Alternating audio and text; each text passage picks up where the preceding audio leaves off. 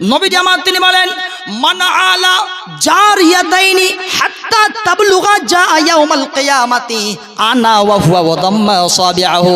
নবী আমার তিনি বলেন, যার বাড়িতে দুইটা মেয়ে সন্তান গেল, দুইটা মেয়ে সন্তানের বাবা সম্পর্কে নবী আমার তিনি বলেন, দুই মেয়ে কন্যা সন্তানের বাবা শুনেলে খুব মন খুলে কান খুলে শুনে নে, তোর জন্য একটা গুড নিউজ, হ্যাপি নিউজ আছে।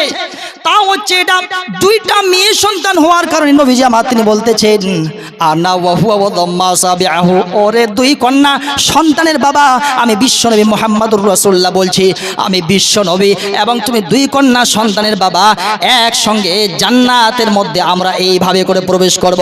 যেমন ভাবে দেখতে পাচ্ছ, আনা ওয়া হুয়া ওয়া দাম্মা আসাবিআহু, যেমন এই আঙ্গুল এবং এই আঙ্গুল একসঙ্গে মিলিত হয়ে আছে, বেশি দূরে নাই, এই আঙ্গুল আর এই আঙ্গুল খুব একসঙ্গে মিশ্রিত হয়ে আছে, খুব মিলিত হয়ে আছে।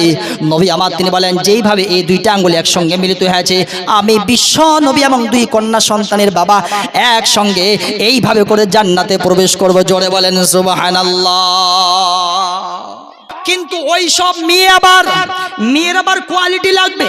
আপনি আপনার মেয়েকে জন্ম দিয়ে দিয়েছেন, আপনি আপনার মেয়েকে স্কুলে ভর্তি করে দিয়েছেন, এবার স্কুল গেল নাকি স্কুলের বাহানা দিয়ে আপনার চলে গেল পার্কে চলে গেল, না কার সঙ্গে দেখা করতে গেল, আপনি কোনো রকমের কোনো খোঁজ রাখলেন না, ওই সমস্ত মেয়েদের জন্য নয়।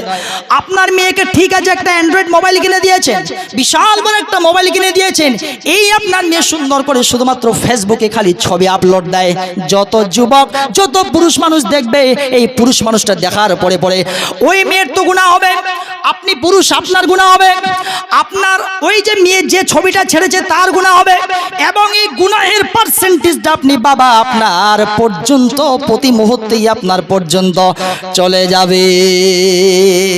তাই তো কবি বলছেন, কোন দেশের মেয়ে তুমি কেমন তোমার বাপ, ফেসবুকেতে ছবি ছেড়ে করছো কেন পাপ।